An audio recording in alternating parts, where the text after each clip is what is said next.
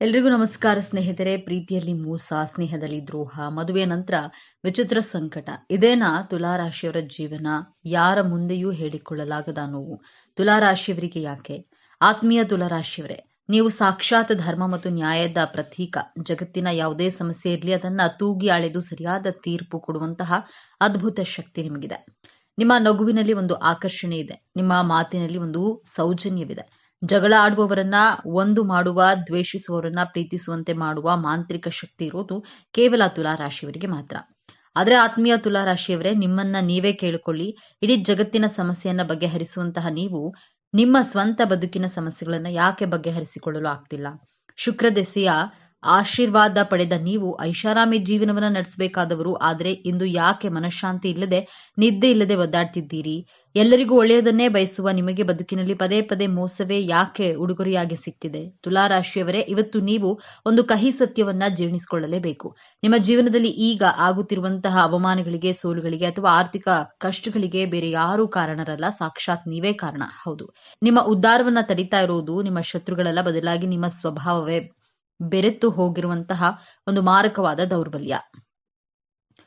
ಒಂದು ಗುಣ ನಿಮ್ಮನ್ನ ಎಷ್ಟು ಕುರುಡರನ್ನಾಗಿ ಮಾಡಿದೆ ಅಂದ್ರೆ, ಹಗಲಿನಲ್ಲಿ ನಿಮ್ಮ ಕಣ್ಣು ಮುಂದೆಯೇ ನಿಮ್ಮ ಬದುಕನ್ನ ಯಾರೋ ದೋಚಿಕೊಂಡು ಹೋಗ್ತಿದ್ರು, ನೀವು ಸುಮ್ಮನೆ ನೋಡ್ತಾ ನಿಂತಿದ್ದೀರಿ. ಆ ಒಂದು ಗುಣ ದೇವತೆಗಳಂತೆ ಬದುಕಬೇಕಾದ ನಿಮ್ಮನ್ನ ಒಂದು ಸಾಮಾನ್ಯಕ್ಕಿಂತ ಕೀಳಾಗಿ ಬದುಕುವಂತೆ ಮಾಡಿರುವ ಆ ರಹಸ್ಯವೇನು?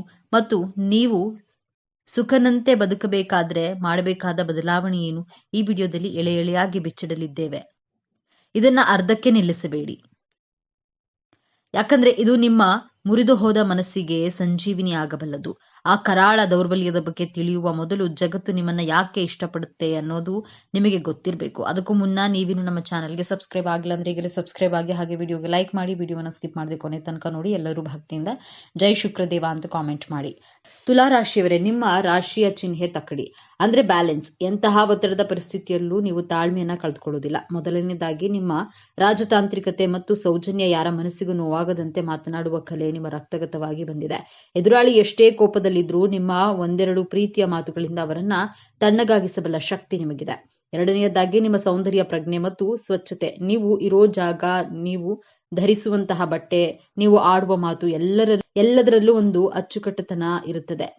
ಕೊಳಕುತನವನ್ನ, ಗಲಾಟೆಯನ್ನ ನೀವು ದ್ವೇಷಿಸ್ತೀರಿ. ಇದೇ ಕಾರಣಕ್ಕೆ ಜನ ನಿಮ್ಮನ್ನ ಸುಸಂಸ್ಕೃತರು ಅಂತ ಕರೆಯುತ್ತಾರೆ. ಮೂರನೆಯದಾಗಿ ಮತ್ತು ಅತಿ ಮುಖ್ಯವಾಗಿ, ನಿಮ್ಮ ನ್ಯಾಯಪರ. ಅನ್ಯಾಯವನ್ನ ಕಂಡ್ರೆ ನೀವು ಸಹಿಸಲ್ಲ, ಆದ್ರೆ ಅದನ್ನ ವಿರೋಧಿಸುವಾಗ್ಲೂ ಒಂದು ನಾಗರಿಕತೆಯನ್ನ ಪಾಲಿಸುತ್ತೆ. ಇಷ್ಟೆಲ್ಲ ಅದ್ಭುತ ಗುಣಗಳಿರುವ ನೀವು, ಜಗತ್ತಿಗೆ ಬೆಳಕನ್ನ ನೀಡುವ ನೀವು, ನಿಮ್ಮ ಮನೆಯ ದೀಪವನ್ನೇ ಯಾಕೆ ಆರಿಸಿಕೊಂಡಿದ್ದೀರಿ? ನಿಮ್ಮ ಈ ಒಳ್ಳೆತನವೇ ನಿಮಗೆ ಮುಳುವಾಗಿದ್ದು ಹೇಗೆ? ಈಗ ಆ ಅಸಲಿ ಸತ್ಯವನ್ನ, ಆ ಕಹಿಯನ್ನ ಒಡೆಯುವಂತಹ ಸಮಯ. ತುಲಾರಾಶಿಯವರೇ, ನಿಮ್ಮನ್ನ ಬಲ ಪ್ರಯೋಗದಿಂದ ಯಾರೂ ಸೋಲಿಸಲು ಸಾಧ್ಯವಿಲ್ಲ. ಆದ್ರೆ ನಿಮ್ಮನ್ನ ಕಣ್ಣೀರು ಹಾಕುವಂತೆ ಮಾಡುತ್ತಿರುವುದು ನಿಮ್ಮ ಆ ಒಂದು ಮಾರಕ ದೌರ್ಬಲ್ಯ. ಅದೇ ನಿರ್ಧಾರ ತೆಗೆದುಕೊಳ್ಳಲಾಗದ ಗೊಂದಲ ಮತ್ತು ಎಲ್ಲರನ್ನ ಮೆಚ್ಚಿಸಲು ಹೋಗುವ ದಾಸ್ಯದ ಮನೋಭಾವ. ಕೇಳಲು ಇದು ಸಣ್ಣ ವಿಷಯ ಅನಿಸಬಹುದು, ಆದ್ರೆ ಇದೇ ನಿಮ್ಮ ಬದುಕಿನ ಶಾಪ. ತುಲಾರಾಶಿಯವರು, ಅವರಿಗೆ ಪ್ರತಿಯೊಂದು ವಿಚಾರದಲ್ಲೂ ಗೊಂದಲ. ಇದನ್ನ ಮಾಡ್ಬೇಕಾ ಅಥವಾ ಇದನ್ನ ಮಾಡಬಾರ್ದಾ? ಇದು ಸರಿಯಾ ಅಥವಾ ತಪ್ಪಾ? ಈ ಗೊಂದಲದಲ್ಲೇ ನೀವು ಬದುಕಿನ ಅರ್ಧ ಸಮಯವನ್ನ ವ್ಯರ್ಥ ಮಾಡ್ತೀರಿ. ಅಷ್ಟೇ ಅಲ್ಲ, ನೀವು ಯಾರಿಗೂ ಇಲ್ಲ ಎಂದು ಹೇಳಲಾರಿರಿ. ಯಾರಾದ್ರೂ ಬಂದು ಸಹಾಯ ಕೇಳಿದ್ರೆ ನಿಮ್ಮ ಹತ್ತಿರ ಸಮಯ ಇಲ್ಲದಿದ್ರು, ನಿಮ್ಮ ಜೇಬಿನಲ್ಲಿ ಹಣ ಇಲ್ಲದಿದ್ರು, ನಿಮ್ಮ ಸುಖವನ್ನ ತ್ಯಾಗ ಮಾಡಿ ಅವರಿಗೆ ಸಹಾಯವನ್ನ ಮಾಡ್ತೀರಿ. ಯಾಕೆ ಗೊತ್ತಾ? ಇಲ್ಲಿ ನಾನು ಇಲ್ಲ ಅಂದ್ರೆ ಅವರು ಬೇಜಾರು ಮಾಡಿಕೊಳ್ತಾರೆ, ಎಲ್ಲಿ ನಾನು ಕೆಟ್ಟವನಾಗ್ತೀನೋ ಎನ್ನುವಂತಹ ಭಯ ನಿಮ್ದು.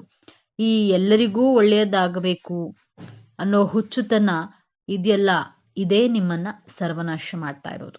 ನೀವು ಬೇರೆಯವರ ಖುಷಿಗಾಗಿ ನಿಮ್ಮ ಆತ್ಮಗೌರವವನ್ನೇ ಒತ್ತಿ ಇಡ್ತೀರಿ. ನಿಮ್ಮದೆಲ್ಲದ ತಪ್ಪಿಗೆ ಕ್ಷಮೆ ಕೇಳ್ತೀರಿ. ಸಂಬಂಧ ಉಳಿಸ್ಕೊಳ್ಬೇಕು ಅಂತ ವಿಷವನ್ನೇ ಅಮೃತ ಅಂತ ಕುಡಿತೀರಿ. ಆದ್ರೆ ಪ್ರತಿಫಲವಾಗಿ ನಿಮಗೆ ಸಿಗೋದು ಕೇವಲ ಅವಮಾನ ಮತ್ತು ದ್ರೋಹ.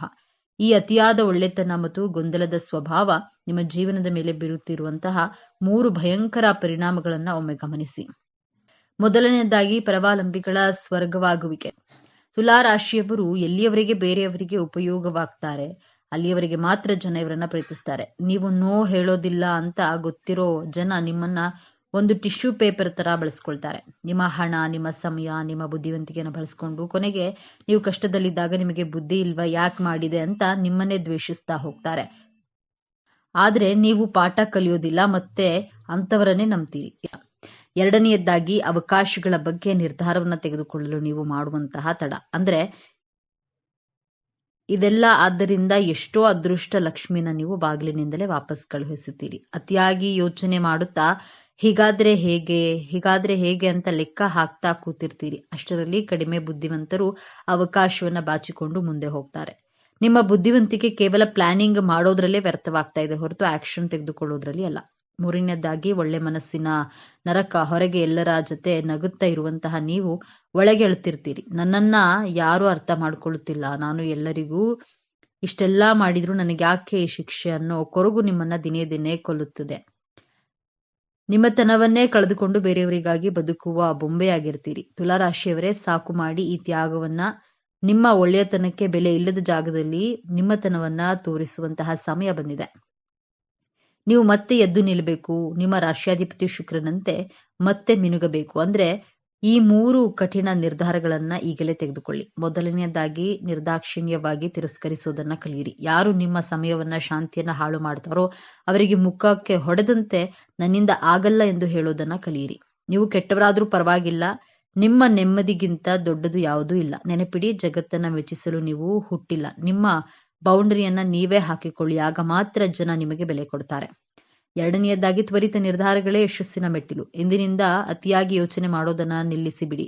ಯಾವುದೇ ಅವಕಾಶ ಬಂದ್ರೂ ಅದು 70% ಸರಿ ಇದೆ ಅನಿಸಿದ್ರೆ ಮುನ್ನುಗ್ಗಿ, ತಪ್ಪು ನಡೆದ್ರೆ ತಿದ್ದುಕೊಳ್ಳೋಣ. ಆದ್ರೆ ಯೋಚನೆ ಮಾಡುತ್ತಾ ಕೂತು ಸಮಯ ವ್ಯರ್ಥ ಮಾಡಬೇಡಿ. ನಿಂತ ನೀರು ಕೊಳೆಯುತ್ತದೆ, ಹರಿಯುವ ನೀರು ಮಾತ್ರ ಪವಿತ್ರ. ಹಾಗೆಯೇ ಆಕ್ಷನ್ ತೆಗೆದುಕೊಳ್ಳುವಂತಹ ತುಲಾರಾಶಿಯವರು ಮಾತ್ರ ಗೆಲ್ತಾರೆ. ಮೂರನೆಯದಾಗಿ ಸ್ವಯಂ ಪ್ರೀತಿ ಮತ್ತು ಸ್ವಾರ್ಥ. ಹೌದು, ನೀವು ಸ್ವಲ್ಪ ಸ್ವಾರ್ಥಿಗಳಾಗಬೇಕು. ನಿಮ್ಮ ಸಂಪಾದನೆಯನ್ನ, ನಿಮ್ಮ ಪ್ರೀತಿಯನ್ನ ಮೊದಲು ನೀವು ನಿಮ್ಮ ಮೇಲೆ ಖರ್ಚು ಮಾಡಿ. ನೀವು ಚೆನ್ನಾಗಿದ್ರೆ ಮಾತ್ರ ಜಗತ್ತು ಚೆನ್ನಾಗಿ ಕಾಣುತ್ತೆ. ಕನ್ನಡಿಯನ್ನ ನೋಡಿಕೊಂಡು ಬೇರೆಯವರಿಗಾಗಿ ಬದುಕೋದನ್ನ ಬಿಟ್ಟು ನಿಮಗಾಗಿ ನೀವು ಬದುಕೋದನ್ನ ಹಿಂದೆ ಪ್ರಾರಂಭಿಸಿ. ತುಲಾರಾಶಿಯವರೇ, ನೀವು ವಜ್ರದ ಹರಳಿನಂತೆ. ವಜ್ರಕ್ಕೆ ಹೊಳಪು ಬರಬೇಕಂದ್ರೆ ಅದನ್ನ ಕತ್ತರಿಸಬೇಕು. ನೀವು ಪಟ್ಟ ಕಷ್ಟಗಳು, ಅನುಭವಿಸಿದ ಅವಮಾನಗಳು ನಿಮ್ಮನ್ನ ಇನ್ನಷ್ಟು ಗಟ್ಟಿಯಾಗಿಸಬೇಕು ಹೊರತು ವೀಕ್ ಆಗಿಸಬಾರದು. ಇಂದಿನಿಂದ ನಿಮ್ಮ ಜೀವನದ ತಕ್ಕಡಿಯಲ್ಲಿ ಒಂದು ಕಡೆ ಜಗತ್ತನ್ನ ಇಡಿ, ಇನ್ನೊಂದು ಕಡೆ ನಿಮ್ಮನ್ನ ನೀವೇ ಇಟ್ಕೊಳ್ಳಿ. ಯಾವಾಗಲೂ ನಿಮ್ಮ ಕಡೆಯ ತೂಕ ಹೆಚ್ಚಿರಲಿ. ನಿಮ್ಮ ಮೃದು ಸ್ವಭಾವವನ್ನ ದೌರ್ಬಲ್ಯ ಎಂದು ಭಾವಿಸುವವರಿಗೆ ನಿಮ್ಮ ಕಠಿಣ ನಿರ್ಧಾರಗಳ ಮೂಲಕ ಉತ್ತರವನ್ನ ಕೊಡಿ. ನಿಮ್ಮ ಕಡೆಗಣಿಸಿದವರು, ನಿಮ್ಮನ್ನ ಬಳಸಿಕೊಂಡು ಬಿಸಾಡಿದವರು ನಾಳೆ ನಿಮ್ಮ ಯಶಸ್ಸನ್ನ ಕಂಡು ಸಾಲಿನಲ್ಲಿ ಬಂದು ನಿಲ್ಲುವಂತೆ ಬೆಳೆಯಿರಿ. ಆ ತಾಕತ್ತು, ಆ ಕಲೆ, ಆ ರಾಜಯೋಗ ನಿಮ್ಮ ಜಾತಕದಲ್ಲೇ ಇದೆ. ಬೇಕಾಗಿರೋದು ಕೇವಲ ಎಚ್ಚೆತ್ತುಕೊಳ್ಳುವಂತಹ ಮನಸ್ಸು. ಸ್ನೇಹಿತರೆ, ಈ ವಿಡಿಯೋದಲ್ಲಿ ಹೇಳಿದ ಮಾತುಗಳು ನಿಮ್ಮ ಜೀವನಕ್ಕೆ ಹತ್ತಿರ ಅನಿಸಿದ್ರೆ, ಹೌದು ನಾನು ಕೂಡ ಇದೇ ತಪ್ಪನ್ನ ಮಾಡಿದ್ದೆ ಅಂತ ನಿಮಗೆ ಅನಿಸಿದ್ರೆ ದಯವಿಟ್ಟು ಈ ವಿಡಿಯೋಗೆ ಒಂದು ಲೈಕ್ ಮಾಡಿ. ನಿಮ್ಮ ಲೈಕ್ ನಮಗೆ ಇಂತಹ ಆಳವಾದ ಸತ್ಯಗಳನ್ನ ಹುಡುಕಿ ತರಲು ಸ್ಫೂರ್ತಿ ನೀಡುತ್ತೆ. ಮತ್ತು ತುಲಾರಾಶಿಯವರೇ, ನಿಮ್ಮಂತೆ ನೋವು ಅನುಭವಿಸುತ್ತಿರುವ, ದಾರಿ ಕಾಣದೇ ಇರುವ ನಿಮ್ಮ ಸ್ನೇಹಿತರಿಗೂ ಈ ವಿಡಿಯೋವನ್ನ ಶೇರ್ ಮಾಡಿ. ಜ್ಯೋತಿಷ್ಯದ ಜೊತೆಗೆ ಜೀವನದ ಪಾಠವನ್ನ ಕಲಿಯಲು, ನಿಮ್ಮ ಬದುಕಿನ ರಹಸ್ಯಗಳನ್ನ ಪ್ರತಿ ವಾರ ತಿಳಿದುಕೊಳ್ಳಲು ಈಗಲೇ ನಮ್ಮ ಚಾನೆಲ್ ಅನ್ನ ಸಬ್ಸ್ಕ್ರೈಬ್ ಮಾಡಿಕೊಳ್ಳಿ. ಬೆಲ್ ಐಕಾನ್ ಒತ್ತಿ. ನಿಮ್ಮ ಜೀವನದ ಯಾವ ಘಟನೆ ನಿಮಗೆ ಹೆಚ್ಚು ನೋವು ತಂದಿದೆ ಅಥವಾ ನೀವು ಇನ್ನು ಮುಂದೆ ಯಾವ ಬದಲಾವಣೆಯನ್ನ ಮಾಡ್ಕೊಳ್ತೀರಿ ಎಂಬುದನ್ನ ಕಾಮೆಂಟ್ ಮೂಲಕ ನಮಗೆ ತಿಳಿಸಿ. ನಿಮ್ಮ ಗೆಲುವೇ ನಮ್ಮ ಗುರಿ. ಸರ್ವೇ ಜನೋ ಸುಖಿನೋ ಭವತು. ಮುಂದಿನ ವಿಡಿಯೋದಲ್ಲಿ ಭೇಟಿಯಾಗುತ್ತಾರೆ. 12 ರಾಶಿಗಳಲ್ಲಿ 7ನೇ ರಾಶಿ ತುಲಾ. ಈ ತುಲಾ ರಾಶಿಯ ಅಧಿಪತಿ ಶುಕ್ರ. ಈ ಚಿಹ್ನೆಯಲ್ಲಿ ಗಾಳಿಯ ಅಂಶವು ಹೆಚ್ಚು ಪ್ರಮುಖವಾಗಿದೆ. ಇದು ಚಲಿಸಬಲ್ಲ ಚಿಹ್ನೆ. ಈ ರಾಶಿಯಲ್ಲಿ ಶನಿಯು ಉತ್ಕೃಷ್ಟನಾಗಿರ್ತಾನೆ ಮತ್ತು ಸೂರ್ಯನು ದುರ್ಬಲನಾಗಿರ್ತಾನೆ. ತುಲಾ ರಾಶಿಯಲ್ಲಿ ಜನಿಸಿದವರು ಬಹಳ ಮಹತ್ವಾಕಾಂಕ್ಷೆ ಉಳ್ಳವರು ಮತ್ತು ತಮ್ಮ ಮಹತ್ವಾಕಾಂಕ್ಷೆಗಳನ್ನು ಸಾಧಿಸಲು ಸಾಧ್ಯವಿರುವ ಎಲ್ಲಾ ಪ್ರಯತ್ನಗಳನ್ನ ಮಾಡ್ತಾರೆ. ಅವರು ಉತ್ತಮ ಕೇಳುಗರು, ಆದ್ರೆ ಅಂತಿಮವಾಗಿ ಅವರ ಮನಸ್ಸಿನ ಧ್ವನಿಯನ್ನೇ ಕೇಳುತ್ತಾರೆ. ಅವರು ನಿಷ್ಪಕ್ಷಪಾತ ಮತ್ತು ಸಮಚಿತ್ತದಿಂದ ಕೂಡಿರ್ತಾರೆ. ಅವರು ಸ್ವತಂತ್ರ ಸಿದ್ಧಾಂತವನ್ನ ಹೊಂದಿದ್ದಾರೆ ಮತ್ತು ಯಾರ ಅಡಿಯಲ್ಲಿಯೂ ಕೆಲಸ ಮಾಡಲು ಇಷ್ಟಪಡುವುದಿಲ್ಲ. ಜೀವನವನ್ನ ಸಮತೋಲನ ಪಡಿಸುವಂತಹ ಕಲೆಯನ್ನ ಜನ್ಮದತ್ತ ವರವಾಗಿ ಪಡೆದುಕೊಂಡು ಹುಟ್ಟಿರುವಂತಹ ತುಲಾರಾಶಿ ಸ್ನೇಹಿತರೆ, ನೀವು ನಿಮ್ಮ ಜೀವನದಲ್ಲಿ ಸುಖವಾಗಿರಲು, ನೆಮ್ಮದಿಯಾಗಿರಲು, ಸಂತೋಷವಾಗಿರಲು, ಜೀವನ ಎಂಬ ಯುದ್ಧವನ್ನ ಗೆಲ್ಲಲು, ವಿಜಯ ಪತಾಕೆಯನ್ನ ಹಾರಿಸಲು ಯಾವ 5 ಪ್ರತಿಜ್ಞೆಗಳನ್ನ ಕೈಗೊಳ್ಳಬೇಕು ಎಂಬಂತಹ ಸೂಪರ್ ಇಂಟ್ರೆಸ್ಟಿಂಗ್ ವಿಚಾರಗಳನ್ನ ಈ ವಿಡಿಯೋದಲ್ಲಿ ತಿಳಿಸಿಕೊಡಲಿದ್ದೇನೆ.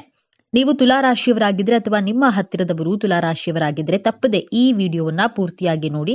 ಜೈ ಶುಕ್ರದೇವ ಎಂದು ಕಾಮೆಂಟ್ ಮಾಡಿ.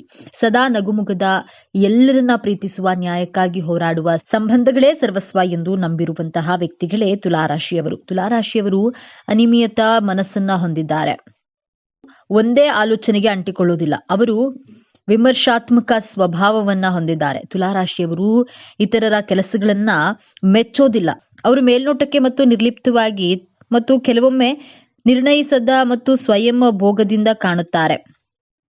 ಗಾಳಿಯ ಸಂಕೇತವಾಗಿರೋದ್ರಿಂದ ಅವರು ಪ್ರಾಯೋಗಿಕವಾಗಿ ನೋಡಿದಾಗ ನಿಜ ವಾಸ್ತವವನ್ನ ಮೀರಿದ ರೀತಿಯಲ್ಲಿ ಅತಿರೇಕವಾಗಿ ಯೋಚಿಸ್ತಾರೆ. ಇವರು ಜೋರಾಗಿ ಮಾತನಾಡುವಂತಹ ಜನರಿಂದ ದೂರ ಹೋಗ್ತಾರೆ. ಯಾವುದೇ ಬಾಹ್ಯ ಸವಾಲನ್ನ ಎದುರಿಸುವಂತಹ ಸ್ವಾಭಾವಿಕ ಶಕ್ತಿ ಇವರಲ್ಲಿದೆ. ರಾಶಿಚಕ್ರದ ಅತ್ಯಂತ ಆಕರ್ಷಕ ಮತ್ತು ರಾಜತಾಂತ್ರಿಕ ರಾಶಿ ತುಲಾ ರಾಶಿಯ ಬಗ್ಗೆ ಎಂದು ನಾವು ಸಂಪೂರ್ಣವಾಗಿ ತಿಳಿದುಕೊಳ್ಳೋಣ. ತುಲಾ ರಾಶಿಯ ಚಿಹ್ನೆ ತಕ್ಕಡಿ. ಇದು ಕೇವಲ ಒಂದು ಚಿಹ್ನೆಯಲ್ಲ, ಇದು ತುಲಾ ರಾಶಿಯವರ ಸಂಪೂರ್ಣ ಜೀವನದ ಸಾರ ತಕ್ಕಡಿಯಂತೆ. ಇವರ ಜೀವನದ ಪ್ರತಿಯೊಂದು ಅಂಶದಲ್ಲೂ ಸಮತೋಲನವನ್ನ ಹುಡುಕ್ತಾರೆ. ಪ್ರೀತಿ, ದ್ವೇಷ, ಸರಿ, ತಪ್ಪು, ಭಾವನೆ, ಬುದ್ಧಿ ಎಲ್ಲವನ್ನ ಅಳೆದು ತೂಗಿಯೇ ನಿರ್ಧಾರ ತೆಗೆದುಕೊಳ್ತಾರೆ. ಇದೇ ಗುಣ ಇವರನ್ನ ನ್ಯಾಯವಂತ ಮತ್ತು ನಿಷ್ಪಕ್ಷಪಾತ ವ್ಯಕ್ತಿಯನ್ನಾಗಿ ಮಾಡುತ್ತದೆ. ಆದ್ರೆ ಇದೇ ಗುಣವೇ ಅವರ ದೊಡ್ಡ ದೌರ್ಬಲ್ಯವೂ ಹೌದು. ಅದರ ಬಗ್ಗೆ ಮುಂದೆ ನೋಡೋಣ. ಈ ರಾಶಿಯ ಅಧಿಪತಿ ಶುಕ್ರದೇವ. ಶುಕ್ರನನ್ನ ಪ್ರೀತಿ, ಸೌಂದರ್ಯ, ಕಲೆ, ಐಷಾರಾಮಿ ಜೀವನ ಮತ್ತು ಸಂಬಂಧಗಳ ಕಾರಕ ಎಂದು ಕರೆಯಲಾಗುತ್ತೆ. ಹಾಗಾಗಿಯೇ ತುಲಾ ರಾಶಿಯವರಿಗೆ ಹುಟ್ಟಿನಿಂದಲೇ ಒಂದು ಆಕರ್ಷಕ ವ್ಯಕ್ತಿತ್ವ, ಕಲಾತ್ಮಕ ಹೃದಯ ಮತ್ತು ಎಲ್ಲರನ್ನ ಪ್ರೀತಿಸುವ ಗುಣ ರಕ್ತದಲ್ಲಿಯೇ ಬಂದಿರುತ್ತೆ. ಜಗಳ, ವಾದ, ಸಂಘರ್ಷವನ್ನ ಇವರು ದೂರದಿಂದಲೇ ದ್ವೇಷಿಸ್ತಾರೆ. ಶಾಂತಿ ಮತ್ತು ಸೌಹಾರ್ದತೆ ಇವರ ಜೀವನದ ಮೂಲ ಮಂತ್ರ. ಮೇಲ್ನೋಟಕ್ಕೆ ಇವರು ಸದಾ ಸಂತೋಷವಾಗಿ ಎಲ್ಲರೊಂದಿಗೆ ಬೆರೆಯುತ್ತಾ ಯಾವುದೇ ಚಿಂತೆ ಇಲ್ಲದೆ ಇರುವಂತೆ ಕಾಣ್ತಾರೆ. ಇವರ ಮಾತು ಜೇನಿನಂತೆ ಸಿಹಿ. ಇವರ ನಗು ಯಾರನ್ನಾದ್ರೂ ಮರಳು ಮಾಡುವಂಥದ್ದು. ಆದ್ರೆ ಇದು ಕೇವಲ ಮೇಲ್ಪದರ ಮಾತ್ರ. ಅವರ ಮನಸ್ಸಿನೊಳಗೆ ನಿರಂತರವಾಗಿ ಒಂದು ತಕ್ಕಡಿ ಚಲಿಸುತ್ತಲೇ ಇರುತ್ತದೆ. ಪ್ರತಿಯೊಂದು ಮಾತನ್ನ, ಪ್ರತಿಯೊಂದು ಘಟನೆಯನ್ನ, ಪ್ರತಿಯೊಬ್ಬ ವ್ಯಕ್ತಿಯನ್ನ ಅಳೆದು ತೂಗುತ್ತಿರ್ತಾರೆ. ಹೀಗೆ ಮಾಡಿದ್ರೆ ಸರಿಯಾ, ಹಾಗೆ ಮಾಡಿದ್ರೆ ಅವರಿಗೆ ಬೇಸರವಾಗಬಹುದಾ ಎಂಬ ಯೋಚನೆ ಇವರನ್ನ ಸದಾ ಕಾಡ್ತಿರುತ್ತೆ. ಇನ್ನ ಪ್ರತಿಯೊಬ್ಬರು ಹೊಸ ವರ್ಷದ ಆರಂಭದಲ್ಲಿ ಕೆಲವು ಸಂಕಲ್ಪವನ್ನ, ರೆಸಲ್ಯೂಷನ್ಗಳನ್ನ ಹಾಕಿಕೊಳ್ತೇವೆ. ಆದ್ರೆ ಯಾರು ಅದನ್ನ ಫಾಲೋ ಮಾಡೋದಿಲ್ಲ. ಆದ್ರೆ ತುಲಾರಾಶಿಯವರು ಈ ವಿಡಿಯೋದಲ್ಲಿ ತಿಳಿಸಿಕೊಡುವಂತಹ 5 ಪ್ರತಿಜ್ಞೆಗಳನ್ನ ನಿಮ್ಮ ಜೀವನದಲ್ಲಿ ಅಳವಡಿಸಿಕೊಂಡ್ರೆ ನಿಮ್ಮ ಜೀವನ ತಂಗಾಳಿಯಂತೆ ಬಹಳ ತಂಪಾಗಿ ಆನಂದಮಯವಾಗಿರುತ್ತದೆ. ತುಲಾರಾಶಿಯವರು ಮಾಡಬೇಕಾದಂತಹ ಮೊದಲನೆಯ ಪ್ರತಿಜ್ಞೆ, ನನ್ನ ಜ್ಞಾಪಕ ಶಕ್ತಿಯನ್ನ ವೃದ್ಧಿಪಡಿಸಿಕೊಳ್ತೇನೆ ಅಂತ ಮಾಡಬೇಕು. ತುಲಾರಾಶಿಯವರಿಗೆ ನಂಬಿಕೆ ದ್ರೋಹ ಜಾಸ್ತಿ ಆಗೋದು, ನಿಮ್ಮ ಒಳ್ಳೆತನವನ್ನ ತಪ್ಪಾಗಿ ಬಳಸ್ಕೊಳ್ಳೋದು, ನಿಮ್ಮ ಮರೆವು ನಿಮ್ಮ ದೊಡ್ಡ ಶತ್ರು ಅಂತಾನೆ ಹೇಳಬಹುದು. ನೀವು ಈ ಮರೆಯುವ ಗುಣವನ್ನ ನಿಮ್ಮ ಸಂಬಂಧಿಕರು, ಸ್ನೇಹಿತರು, ಶತ್ರುಗಳು, ಈ ಸಮಾಜದವರು ಅಸ್ತ್ರವಾಗಿ ಬಳಸ್ಕೊಳ್ತಾರೆ. ಹೇಗೆ ಜ್ಞಾಪಕ ಶಕ್ತಿಯನ್ನ ವೃದ್ಧಿಸ್ಕೊಳ್ಳೋದು ಅಂತ ನಿಮಗೆ ಕ್ವೆಶ್ಚನ್ ಇರಬಹುದು.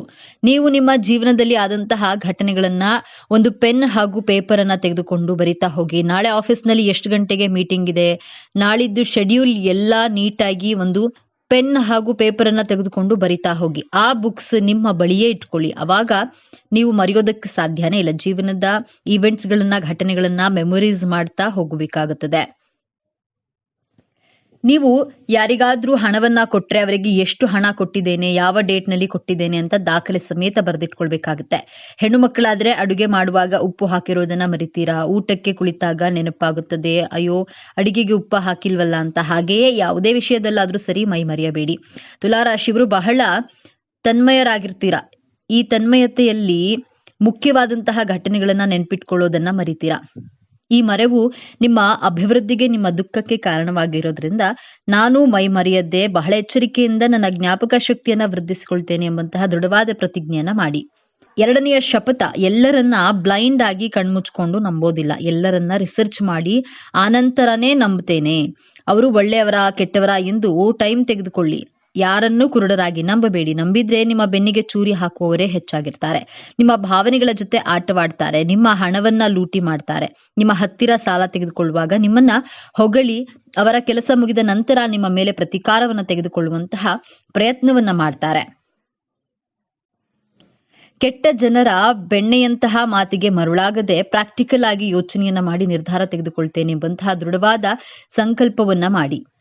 ಹೊಗಳುವವರನ್ನ ಎಂದಿಗೂ ನಂಬಬಾರದು ಎಂಬಂತಹ ಪ್ರತಿಜ್ಞೆಯನ್ನ ನಿಮಗ್ ನೀವೇ ಮಾಡಿಕೊಳ್ಳಿ. ಎಲ್ಲರ ಮೇಲೂ ಒಂದು ಹದ್ದಿನ ಕಣ್ಣನ್ನ ಇಡಬೇಕಾಗತ್ತೆ. ಎದುರುಗಡೆ ಇರುವವರ ತಂತ್ರಕ್ಕೆ ಸುಲಭವಾಗಿ ಬಲಿಪಶು ಆಗೋದಿಲ್ಲ ಎಂಬಂತಹ ಪ್ರತಿಜ್ಞೆಯನ್ನ ಮಾಡಿ. ಮೂರನೆಯದ್ದಾಗಿ ನಿಮ್ಮ ಆರೋಗ್ಯದ ಬಗ್ಗೆ ಗಮನವನ್ನ ಕೊಡಿ. ನಿಮಗೆ ಒಂದು ಸಣ್ಣ ಕೆಮ್ಮು ನೆಗಡಿ ಆದ್ರೂ ಅದನ್ನ ನಿರ್ಲಕ್ಷ್ಯ ಮಾಡದೆ ಆರೈಕೆಯನ್ನ ಮಾಡಿಕೊಳ್ಳಿ. ನನ್ನ ಆರೋಗ್ಯದ ಬಗ್ಗೆ ನಿರ್ಲಕ್ಷ್ಯ ಮಾಡೋದಿಲ್ಲ ಎಂಬಂತಹ ಪ್ರತಿಜ್ಞೆಯನ್ನ ಮಾಡಿ. ತುಲಾ ರಾಶಿಯವರಿಗೆ ಸಾಮಾನ್ಯವಾಗಿ ಸೈನಸ್ ರಿಲೇಟೆಡ್ ಹೆಲ್ತ್ ಇಶ್ಯೂಸ್ ಇದ್ದೇ ಇರುತ್ತೆ. ಅತಿ ಬೇಗ ಶೀತಕ್ಕೆ ಸಂಬಂಧ ಆರೋಗ್ಯ ಸಮಸ್ಯೆಗಳು ಪದೇ ಪದೇ ಕಾಡ್ತಾನೆ ಇರುತ್ತೆ.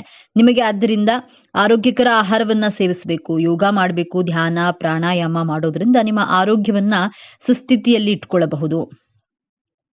ಆರೋಗ್ಯ ಚೆನ್ನಾಗಿದ್ರೆ ನಿಮ್ಮ ಜೀವನದಲ್ಲಿ ಉಲ್ಲಾಸ ಉತ್ಸಾಹ ಯಾವ ಸಾಧನೆಯನ್ನಾದ್ರೂ ಮಾಡಬಹುದು.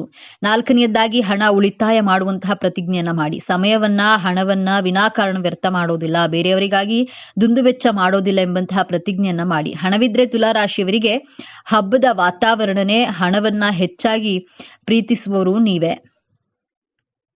ಹೆಚ್ಚು ಹಣವನ್ನ ಬಹಳ ಸಂತೋಷವಾಗಿ ಬಹಳ ತೃಪ್ತಿದಾಯಕವಾಗಿ ಖರ್ಚು ಮಾಡುವರು ತುಲಾ ರಾಶಿಯವರೇ. ಆದ್ದರಿಂದ 12 ರಾಶಿಗಳಲ್ಲಿಯೂ ತುಲಾ ರಾಶಿ ಅತ್ಯಂತ ಶ್ರೀಮಂತ ರಾಶಿ ಅಂತಾನು ಹೇಳ್ತಾರೆ.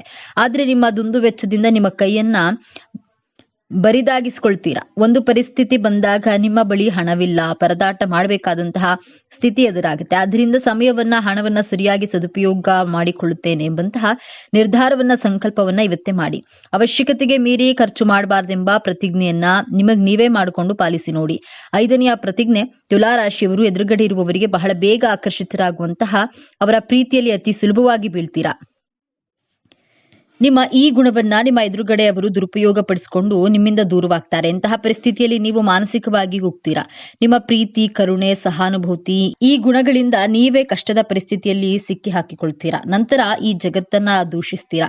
ನಿಮ್ಮ ಮನಸ್ಸಿನ ಪರಿವರ್ತನೆ ಮಾಡಿಕೊಳ್ಳುವಂತಹ ಪ್ರಯತ್ನವನ್ನ ಮಾಡಿ. ನಿಮ್ಮ ಮನಸ್ಸಿಗೆ ಪರಿಸ್ಥಿತಿಯನ್ನ ಅರ್ಥ ಮಾಡಿಸಿ ನಿಮ್ಮ ಮನಸ್ಸನ್ನ ನಿಮ್ಮ ಹಿಡಿತದಲ್ಲಿ ಇಟ್ಕೊಳ್ಳೋದನ್ನ ಕಲಿತ್ರೆ ನೀವು ಗೆಲ್ಲೋದನ್ನ, ಸಂತೋಷವಾಗಿರೋದನ್ನ ತಡೆಯಲು ಯಾರಿಂದಲೂ ಸಾಧ್ಯವಿಲ್ಲ ಎಂದು ಹೇಳುತ್ತಾ ಇವತ್ತಿನ ಈ ವಿಡಿಯೋವನ್ನ ಮುಗಿಸುತ್ತಿದ್ದೇನೆ.